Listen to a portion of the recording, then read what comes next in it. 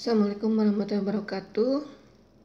Pada perkuliahan hari ini, saya akan menjelaskan mengenai kepemimpinan Islami atau bagaimana kepemimpinan di dalam Islam. Ini materi yang ke-12, jadi kita masih memiliki 2 kali pertemuan lagi.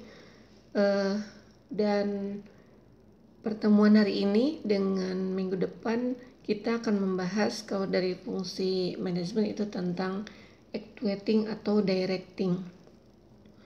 Jadi dari planning, organizing, actuating, dan controlling, directing atau actuating itu adalah fungsi memotivasi atau menggerakkan orang.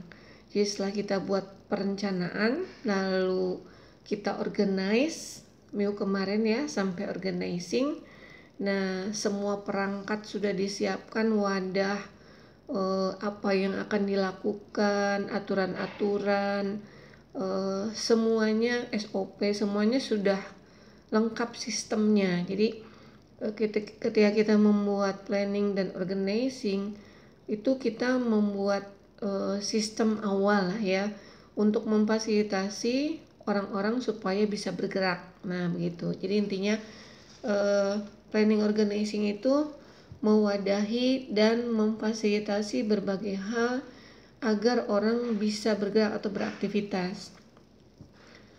Nah sekarang actuating atau directing itu mulai beraktivitas. Beraktivitas itu artinya mendorong bagaimana supaya orang mulai bekerja, mulai menjalankan job desk-nya. Nah setelah itu nanti kita masuk ke controlling, di mana controlling itu adalah memastikan aktivitas gerakan-gerakan orang itu sesuai dengan planning dan sesuai dengan bagaimana yang diatur di dalam organizing, seperti itu.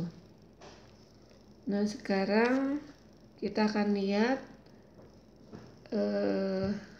apa sih pentingnya pemimpin di dalam Islam.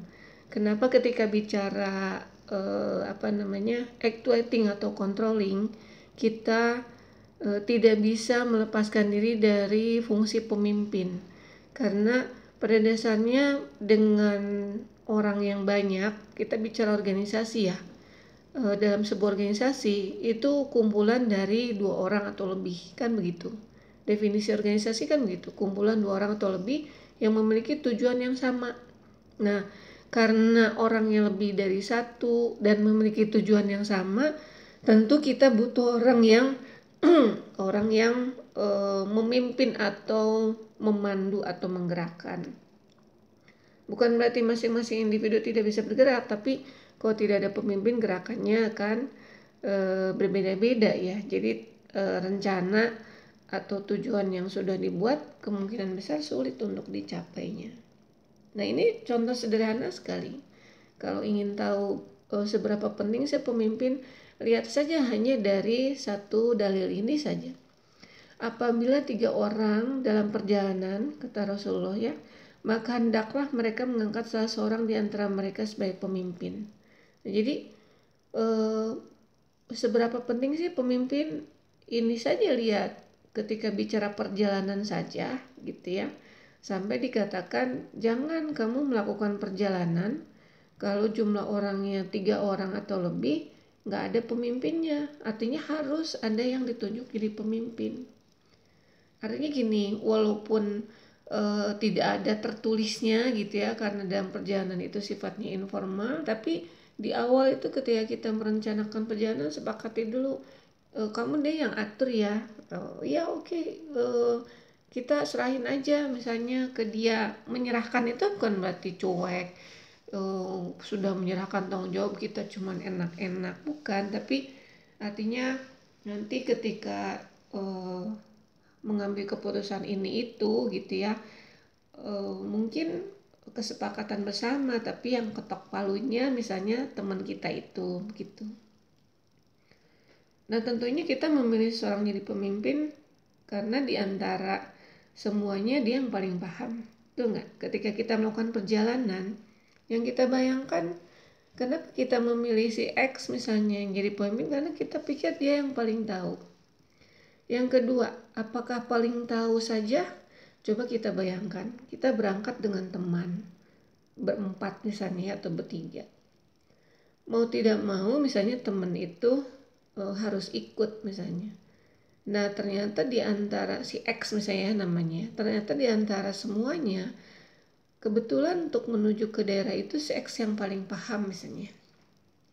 Tapi kita tuh tahu persis karakter orangnya bagaimana, tidak bisa dipercaya ya misalnya. Selama ini juga tidak bisa dipercaya kan, faktornya banyak, bisa malas, bisa kurang bertanggung jawab, kurang motivasi, bisa cuman tahu aja tapi sebetulnya dalam prakteknya kurang kurang bisa mengkomunikasikan misalnya. Nah dengan kondisi-kondisi seperti itu, apakah kita berani menyerahkan kepemimpinan perjalanan ke si X itu? Kalau menurut saya tidak. Jadi kalau sekedar tahu saja gitu ya, artinya kompetensinya sekedar punya skill dan knowledge, itu kita khawatir. Makanya ketika salah seorang teman lainnya misalnya si Y-nya itu dikenal orang yang sabar, bijaksana, enakeun lah kalau dalam pertemanan gitu ya, paling dewasa, maka kita lebih suka menyerahkan kepemimpinan ke teman kita yang tadi, yang sabar, yang bijaksana, yang dewasa gitu ya. Teman kita si X itu yang sekedar tahu jalannya kita pakai sebagai pemandu jalan saja. Itu gambaran singkat dulu tentang ternyata kita itu secara logis gitu ya, tanpa panduan agama pun kalau logis gitu ya, memilih orang jadi pemimpin bukan suka tidak suka, bukan sekedar dia tahu dan punya keahlian, tapi ini orangnya punya karakter yang baik nggak gitu. Nah padahal gitu ya, Islam itu mendorong umatnya untuk mengatur kehidupan bersama dalam bermasyarakat, berbangsa dan bernegara, serta memotivasi munculnya kepemimpinan berdasarkan kesepakatan masyarakat. Jadi dalam konteks perjalanan tadi kita tahu ya bahwa memilih pemimpin secara logis itu kan seperti itu. Tapi apakah dalam realita misalnya, apakah dalam realita kehidupan bermasyarakat, berbangsa dan bernegara itu landasannya itu ya dalam faktanya kan tidak sesederhana itu ya. Kalau sudah bicara politik apalagi gitu kan, ada berbagai kepentingan sehingga kadang-kadang tadi faktor keahlian pun gitu ya menjadi kurang dipertimbangkan kan, karena promosinya seperti bisnis banget gitu ya. Padahal bisnis di dalam Islam juga kan tidak boleh ya promosi berlebihan. Promosinya seperti bisnis banget gitu, sehingga kalau sudah berlebihan dalam promosi maka kecenderungannya muncul bohong atau penipuan, misalnya hanya sekedar punya ijazah S2 apalagi ijazahnya S1 gitu ya, lalu akhlaknya juga tidak diketahui, tapi dengan promosi-promosi yang hebat bisa saja image-nya menjadi baik. Ya by the way-nya itu fakta di masyarakat. Semoga kita semua paham bahwa walaupun wadahnya gitu ya, wadahnya sekedar wadahnya saja bernama Islami misalnya, atau misalnya tidak Islami, kita tidak menggunakan kriteria nama gitu ya, gelar dan lain-lain, itu sekedar kriteria pemimpin, bukan itu di dalam Islam. Istilah pemimpin dalam Islam itu ada banyak ya. Kadang-kadang sebutnya imam, itu contohnya di surat Al-Baqarah ayat 124. Diambil dari kata ama ya ummu yang berarti menuju dan meneladani. Bisa juga dikatakan khalifah, misalnya pada surat Al-Baqarah ayat 30. Kata khalifah berasal dari kata khalafa yang pada umumnya berarti di belakang. Artinya apa? Di belakang ternyata kan pengganti. Jadi pemimpin itu selalu menggantikan dari yang sebelumnya gitu. Jadi dia baru datang setelah yang sebelumnya selesai. Bisa juga dikatakan kadang-kadang sebutnya Malik di surat Al-Fatihah ayat 4 ya, Maliki Yaumiddin. Bisa juga kadang-kadang dikatakan wali, itu bisa tahu dari surat Al-A'raf ayat 3. Kadang sebutnya Amir, Ro'in, Sultan, Rois, Ulil Amri. Nah ini Ulil Amri kita sering dengar ya. Tapi intinya berbagai istilah itu kita tidak bahas satu persatu, tapi intinya kita membahas tentang seorang pemimpin dan kepemimpinannya. Nah ini contoh aja satu di surat Al-Baqarah ayat 30. Dan ingatlah ketika Tuhanmu berfirman kepada para malaikat, aku hendak menjadikan khalifah di bumi. Mereka berkata, maksudnya malaikat berkata, apakah engkau hendak menjadikan orang yang merusak dan menumpahkan darah di sana, sedangkan kami bertasbih memujimu dan menyucikan namamu? Maka Allah berfirman, sungguh aku mengetahui apa yang tidak kamu ketahui. Jadi ya saya tidak bercerita panjang, tapi intinya di masa lalu sebelum manusia diciptakan itu sudah ada makhluk ya yang menjadi khalifah di bumi, yang menjadi pengelola bumi lah gitu ya. Dan ternyata membuat kerusakan, menumpahkan darah, ya ternyata sama ya manusia sekarang begini. Tapi kenapa kata Allah tuh akan menjadikan khalifah lagi di bumi, dan kata Allah tahu apa yang tidak malaikat ketahui. Dan ternyata memang hikmahnya banyak sekali ya. Salah satunya adalah ketika manusia pertama diciptakan yaitu Nabi Adam, begitu takjubnya gitu ya seluruh malaikat karena kemampuannya, kepintarannya dalam menguasai berbagai hal terkait ilmu pengetahuannya terkait hal-hal yang ada di sekitarnya yang malaikat saja tidak diberi pengetahuan oleh Allah untuk itu. Nah itu semakin berjalannya waktu kita lihat ada para nabi, pada para rasul dan nabi, lalu orang-orang soleh. Jadi ketika seseorang itu bertakwa ya, artinya betul-betul taat kepada Allah, itu tuh menjadikan manusia itu nilainya sangat mulia. Jadi yang dimaksud dengan aku mengetahui apa yang tidak kamu ketahui itu diantara memang sekian banyak kerusakan yang diciptakan oleh manusia, tapi kita melihat sampai saat ini orang-orang yang soleh itu sudah mampu gitu membuat bumi ini masih bertahan sampai sekarang gitu ya. Syariatnya seperti itu kan, artinya apa? Malaikat sering terkagum-kagum ya, bahkan Allah banggakan gitu ya kepada malaikat orang-orang yang memang taat, orang-orang yang bertakwa. Artinya itulah hikmah yang dimaksud dengan Allah itu mengetahui apa yang kamu tidak ketahui, bahwa betapa banyak gitu di samping memang orang-orang yang zalim, tapi juga ada orang-orang yang memang begitu mulia, begitu layak untuk kita takjub ya. Malaikat itu banyak yang takjub, ngefans lah kalau orang bilang kepada orang-orang soleh. Nah, menurut Ibnu Khaldun, khalifah itu memiliki dua tuntutan kemaslahatan. Nah, sekarang kita sudah mulai masuk ke fungsi ya, kita ke fungsi. Ternyata ketika seseorang itu diciptakan oleh Allah, ketika seseorang itu dilahirkan, dia membawa dua beban ya. Kok saya bilangnya ketika seorang dilahirkan, karena ini bicaranya umum. Ini masih bicaranya umum dulu, bahwa semua orang itu kan diciptakan sebagai khalifah. Tadi kata Allah itu kan, kalau tidak bilang saya akan menciptakan salah satunya jadi khalifah, bukan begitu. Tapi saya akan menciptakan khalifah, berarti saya akan menciptakan seluruh manusia yang diciptakannya saat ini adalah khalifah. Nah, dua fungsi yang pertama dari sisi akhirat, pemimpin merupakan pengganti kepemimpinan yang mendapat mandat dari langit setelah Rasul tiada. Artinya sebagai manusia, terutama sebagai seorang muslim, kita itu sebetulnya diamanahi gitu ya, meneruskan gitu ya, amanah Rasulullah gitu. Jadi waktu Rasulullah ada berarti amanah itu tidak kita pegang ya? Ya kita pegang, kita taatkan kepada Rasul pada saat Rasulnya masih ada.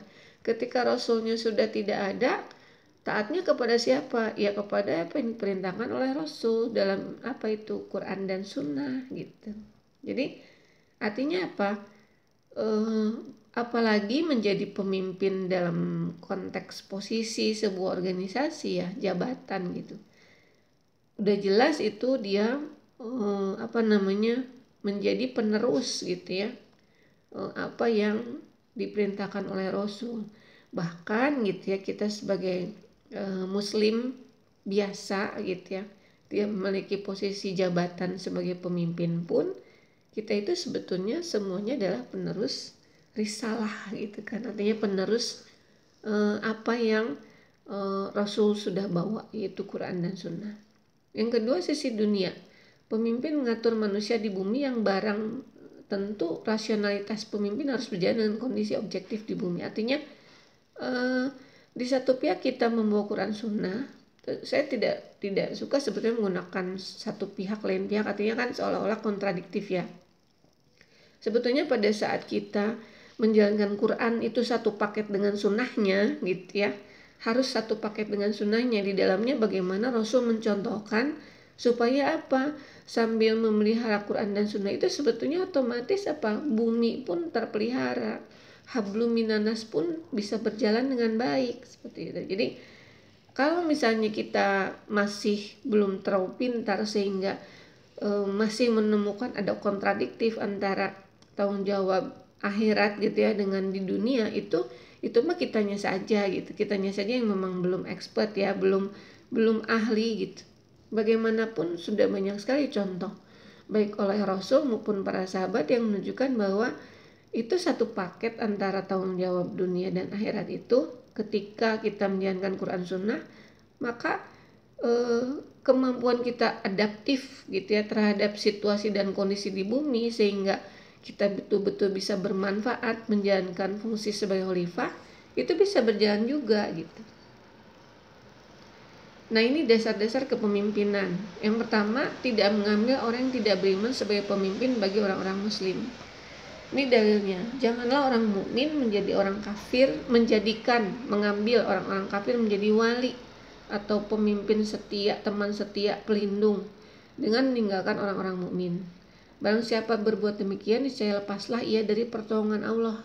Ngeri ya. Kecuali karena siasat memelihara diri dari sesuatu yang takuti dari mereka. Ini dalam kondisi terjajah mungkin. Dan Allah memperingatkan kamu terhadap diri atau siksanya, dan hanya kepada Allah lah kamu kembali. Quran Surat Ali Imran ayat 28. Lalu Quran Surat An-Nisa ayat 144, hai orang-orang yang beriman, janganlah kamu mengambil orang-orang kafir menjadi wali atau pemimpin dengan meninggalkan orang-orang mukmin. Apakah kamu ingin mengadakan alasan yang nyata bagi Allah untuk menyiksamu? Nah, kadang-kadang orang tuh suka mengkontradiktifkan gitu ya, misalnya gitu. Gimana mau mengangkat orang mukmin? Ini dalam kondisi aman ya, tidak ada masalah sebetulnya. Kalau yang dibolehkan itu kan dalam kondisi siasat memelihara diri dari sesuatu yang takuti dari mereka, itu kan kondisi terjajah. Ketika kondisinya normal misalnya, kita bisa saja bilang begini, gimana mengangkat orang yang beriman gitu kan, sedangkan orang yang berimannya sendiri tidak cukup kompeten gitu, kan seorang pemimpin itu harus ahli. Itu hati-hati ya kalau kita sampai punya pemahaman seperti itu. Bisa dibalikan pertanyaannya begini, apakah sudah cukup mensupport orang-orang yang beriman untuk ahli? Artinya kan peluang opportunity-nya apakah sudah diberikan kepada orang-orang beriman untuk mendapatkan kompetensi yang sama? Kita melihat fakta bahwa ketika misalnya orang-orang yang beriman itu memang kita yakini lebih baik gitu ya menjadi pemimpin, maka seharusnya prioritas itu adalah mendidik atau meningkatkan kompetensi orang beriman. Kan kesana dulu ya. Kan tidak boleh ujug-ujug kita bilang orang berimannya juga nggak ahli misalnya. Nah, kita coba balik lagi ke diri sendiri, apa yang sudah kita lakukan gitu. Apalagi kalau posisi kita sebagai decision maker ya di sebuah perusahaan misalnya. Kan ngeri ya kalau misalnya posisi kita sebagai manajer gitu. Terus selalu yang kita angkat itu adalah orang-orang yang tidak sesuai dengan perintah Allah gitu. Pertanyaannya selama ini kita ngapain gitu? Berarti ada suatu tanggung jawab yang kita tidak jalankan. Dan itu harusnya membuat kita khawatir, takut ya. Takut bagaimana nih pertanggungjawabannya kepada Allah. Tapi kan susah gitu ya. Jangan bilang susah dulu. Kadang-kadang kita itu banyak beralasan kan memang Allah sering mengatakan bahwa ciri-ciri dari manusia itu pada umumnya memang begitu ya, lemah, banyak beralasan. Jadi bisa karena ini memang dari Allah, jadi artinya pasti bisa sebetulnya, kitanya mau atau tidak gitu. Ada proses dulu dong, tidak tiba-tiba gitu. Apakah peluangnya diberikan gitu kan? Apakah kita mau mencari, memberi kepercayaan, itu ya yang jadi masalah. Berikutnya, hai orang-orang yang beriman, janganlah kamu jadikan bapak-bapak dan saudara. Kamu jadikan bapak-bapakmu dan saudara-saudaramu menjadi wali atau pemimpin atau pelindung jika mereka lebih mengutamakan kafiran atas keimanan. Dan siapa di antara kamu yang menjadikan mereka wali, maka mereka itulah orang-orang yang zalim. Jadi jangankan orang lain gitu ya. Bahkan di sini sampai bapak-bapakmu, artinya bapak sendiri gitu ya. Atau saudara sendiri itu nggak boleh. Kalau sekedar hanya kompetensi dalam arti kemampuan secara teknis dan pengetahuan dikatakannya sebagai siapa kalau kita melakukan itu orang zalim. Jadi betul-betul ya Allah ingin kita itu memakmurkan bumi itu dengan cara Allah, karena memang Allah yang membuatnya gitu. Bagaimana sih logika sederhananya, saya sering bilang dari dulu, bagaimana kita mau mengoperasikan misalnya Apple gitu ya, laptop merek Apple misalnya dengan manual book merek Lenovo misalnya, gimana? Nggak masuk logikanya. Jadi syarat yang keduanya apa? Tidak mengangkat pemimpin dari orang-orang yang mempermainkan agama Islam. Kata-kata mempermainkan itu kan banyak ya, bisa berarti ya memang tidak bersungguh-sungguh fasik ya, tidak memang tidak mau ya menjalankan syariat secara keseluruhan, artinya memang kurang yakin. Atau yang lebih parah lagi mempermainkan, yaitu munafik, mempertanyakan gitu ya. Jangan mempertanyakan secara teknis saja, misalnya sholat saja tidak jelas gitu. Berikutnya yang ketiga, pemimpin harus mempunyai keahlian di bidangnya. Sebagaimana sabda Rasulullah SAW, apabila suatu urusan diserahkan kepada orang yang bukan ahlinya, maka tunggulah masa kehancurannya. Nah ini yang suka dikutip tuh hanya nomor 3 saja. Kan kata Rasul juga, kalau misalnya bukan diserahkan ke ahlinya, hancur nih organisasi kita, bisnis kita, perusahaan kita. Bacanya cuma nomor 3, baca dong nomor 1 dan 2. Jadi kalau kita memahami tauhid yang kita bahas sebelum UTS itu dengan baik gitu ya, sebetulnya sih selesai ya. Tentang semua persyaratan itu selalu nomor 1-nya adalah iman. Udah, itu tidak ada tawar menawar. Nah tapi dasarnya harus karena kitanya juga iman, yakin gitu. Yakin, iman tuh bukan, jadi jangan langsung menempelkan iman dengan membayangkan orang, apalagi orangnya orang sekarang gitu ya. Boleh memahami iman, membayangkan iman itu di kepala kita Rasulullah dan para sahabat, boleh. Tapi kalau orang-orang sekarang, saya khawatir malah nanti yang jadi bingung, iman tuh yang kayak orang ini ya, bukan gitu. Bukti iman itu ya lihatlah Rasulullah dan para sahabat. Artinya udah jelas nomor 1 itu iman ya. Dengan iman maka apa? Yang paling pasti itu adalah apa? Berikutnya adalah apa? Islam, ihsan itu artinya merasa takut karena semua tindakannya dilihat oleh Allah. Jadi insya Allah lebih amanah ya. Pemimpin harus bisa diterima atau acceptable oleh umatnya. Nah, jadi sebaik-baik pemimpin adalah yang dicintai oleh umat dan pemimpin pun mencintainya, sehingga mereka saling mendoakan gitu ya. Jadi dikatakan buruk tuh kalau pemimpin itu kurang dicintai. Cuman pertanyaannya kan dibalik lagi ya, ini kan Rasulullah sedang membahas dalam konteks kaum muslimin pada saat itu yang memang sudah paham Artinya gini, jangan langsung disambung-sambungkan dengan kasus saat ini gitu. Karena kalau masyarakatnya sendiri zolim, ya pasti biasanya yang dicintainya juga pemimpin yang zolim misalnya. Pemimpin harus mengutamakan, membela dan mendahulukan kepentingan umat, menegakkan keadilan, melaksanakan syariat, berjuang menghilangkan segala bentuk kemungkaran, kekufuran, kekacauan dan fitnah. Ini bukan hanya bicara pemimpin dalam konteks negara, masyarakat ya, dalam bisnis juga sama. Tidak ada perbedaan gitu. Di dalam bisnis sama juga begini, iya sama gitu.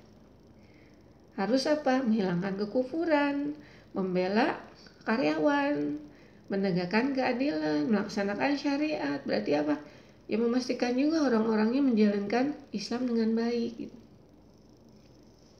Prinsip kepemimpinan yang pertama adalah sidik. Jadi sebetulnya jujur itu luas ya. Jangan menganggap jujur itu sempit. Jujur itu di dalamnya adalah ya pasti bekerja keras. Bagaimana misalnya sederhana aja mahasiswa, bagaimana mau jujur ke orang tua kalau misalnya dia kuliahnya tidak serius. Susah jadi orang jujur itu kalau main-main kuliahnya. Kalau misalnya aku mah cuek aja bu, aku main-main, kalau ditanya sama orang tua jujur aja, wah itu mah bukan jujur yang betul, itu mah namanya semaunya gitu ya. Yang kedua, memegang teguh amanah. Nah jadi satu paket sebetulnya ya, memegang teguh amanah itu dengan jujur itu, karena ketika kita ingin memegang teguh amanah otomatis kita akan jujur. Itu apa itu yang memegang teguh amanah? Yaitu yang melaksanakan sholat, menunaikan zakat, menyuruh berbuat ma'ruf, mencegah dari yang mungkar tuh. Dalam segala urusan itu semuanya akan kembali kepada Allah. Jadi mau bisnis, mau bukan bisnis, yang ada ini mah ini kan urusan bisnis gitu kan ya. Ngapain sih bawa-bawa agama? Ya subhanallah ya, orang sekarang sudah banyak yang seperti itu. Karena dia melihat secara logika aja sebetulnya nggak masuk ya. Dia melihat ada pemisahan antara dunia dan akhirat.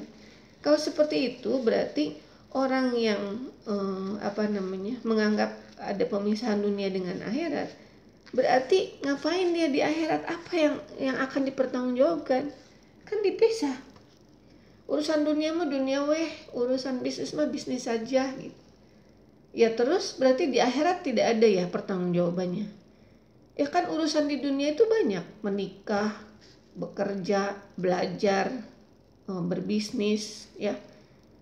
Kalau itu disebut hanya urusan dunia, berarti kita mati itu tidak ada pertanggungjawaban. Kalau dipisah-pisah begitu. Padahal katanya ada surga dan neraka, kan gitu ya. Berarti ada apa? Timbangan, ada pertanggungjawaban. Apa yang dipertanggungjawabkan kalau dipisah dunia dengan akhirat? Kan di akhirat ketika ada pertanyaan misalnya, bagaimana dengan bisnismu? Ya Allah kan itu mah urusan dunia, udah lewat dunia mah. Kan gak begitu ya. Itu logika sederhana saja itu bisa dibantah orang yang memisahkan urusan dunia dengan akhirat. Berikutnya melaksanakan amar ma'ruf nahi munkar tadi ya. Jadi tidak sekedar amar ma'ruf, mengajak kepada kebaikan. Jadi orang yang paling lemah itu adalah yang ketika melihat kemungkaran hanya hatinya saja yang tidak suka. Yang paling kuat itu adalah yang sampai bertindak. Nah pertanyaannya, kalau misalnya kita melihat kemungkaran banyak ya di sekitar kita ya. Orang pakai baju tidak benar padahal muslim gitu kan ya. Banyak sekali orang melakukan kolusi dan lain-lain. Nah yang dikatakan selemah-lemahnya iman itu adalah hatinya saja yang tidak nyaman, yang tidak suka. Pernah gak sih kita marah sama seseorang? Hati kita kan marah, tidak suka. Muka kita bisa gak manis? Gak bisa. Orang yang hatinya sedang kondisi tidak suka, mukanya gak bisa manis, gak bisa tenang, gak bisa lempeng. Nah artinya selemah-lemahnya iman adalah kita terlihat dong. Dari gerakan tubuh menjauh dan dari muka gak bisa kelihatan suka. Nah kalau zaman sekarang tuh udah banyak. Jangankan menunjukkan muka tidak suka dan menghindar, kitanya sendiri mengatakan ketika teman misalnya pacaran, itu kan urusan masing-masing. Dan banyak yang sekarang tuh orang tuh marah ketika urusan seperti itu, katanya itu urusan pribadi. Nah, kalau bicara kepemimpinan, mudah-mudahan terbantahkan ya bagi seorang muslim. Kita itu harus saling menyelamatkan. Tentunya dengan cara yang baik ya, yang ma'ruf. Ketika melihat kemungkaran, misalnya, kalaupun misalnya kita tidak sanggup, ya menghindarlah. Jangan merasa nyaman. Kok bisa sih nyaman gitu ya? Nah, itu harus dipertanyakan gitu ya keimanannya. Fatona dan sabar. Nah, jadi fatona itu kan cerdik ya. Sabar itu satu paket sebetulnya dengan cerdik. Untuk bisa cerdik tuh kita butuh sabar tingkat tinggi tuh. Sabarnya saja itu sulit ya. Artinya sabar itu ketika beramar ma'ruf dan bernahi mungkar kan gitu. Nah, yang namanya fatona itu supaya ketika mencegah kemungkaran orang tuh mau berubah atau mendengar gitu. Nah, itu berarti kesabarannya lebih lagi gitu. Nah, itu harus dimiliki oleh pemimpinnya. Nah, dari Abu Hurairah, ketika Rasulullah sedang memberi pengajian dalam suatu majelis, seseorang dari pedalaman bertanya, "Kapan hari kiamat?" Lalu beliau menjawab, "Jika amanah sudah disia-siakan, maka tunggulah hari kiamat." Orang tersebut bertanya lagi, "Bagaimana menyanyiakan amanah itu ya Rasulullah?" Rasul menjawab, "Apabila suatu urusan diserahkan kepada orang yang bukan ahlinya, maka tunggulah kiamat." Maksudnya di sini tunggulah kehancurannya. Nah, kita mah kan mempelajari sesuatu tuh tidak utuh gitu ya. Tidak dilihat konteksnya gitu kan ya. Asbabul khuruj namanya ya kalau terkait hadis. Kita tidak tahu kondisi sekarang bagaimana. Langsung aja dicomot, tuh kan kata Rasul juga harus ahlinya. Iya, tapi Rasulullah itu dulu bagaimana kondisinya? Artinya apa?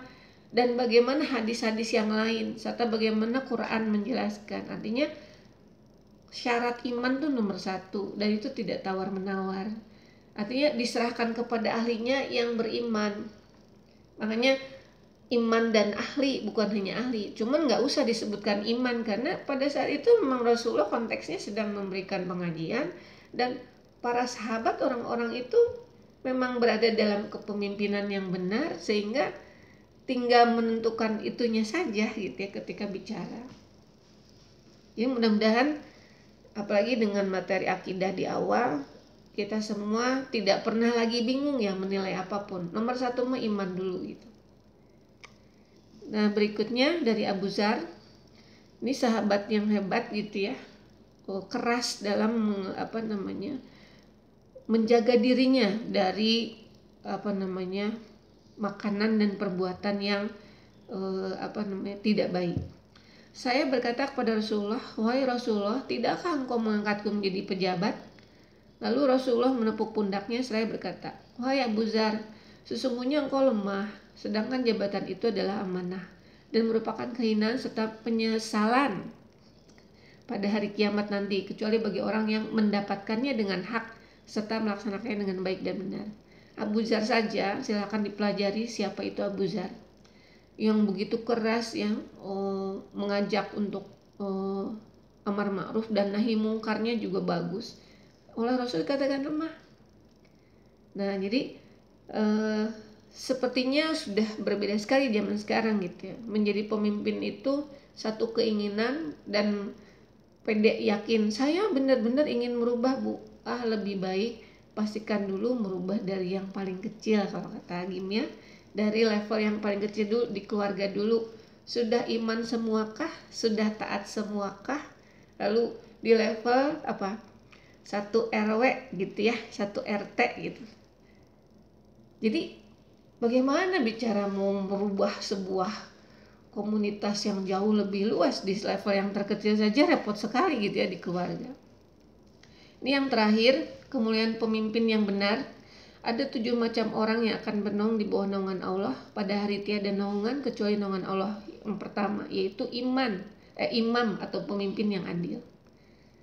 Jadi Masya Allah ya, jadi benar-benar waktu ketika seorang pemimpin itu adil, itu Allah akan sangat menaunginya nanti di hari akhir atau kiamat.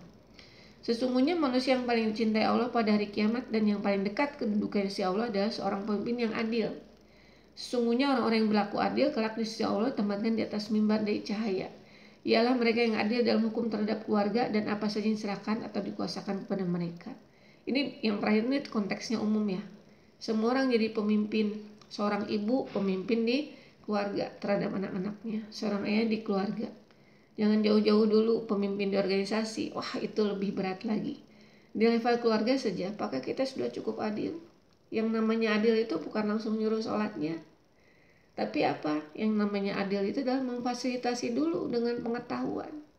Makanya saya pernah bilang bahwa taklim atau belajar agama itu wajib ya bagi sebuah keluarga, sehingga ketika kita ingin berlaku adil, kita sudah memfasilitasi mereka dengan pengetahuan yang benar, yang cukup.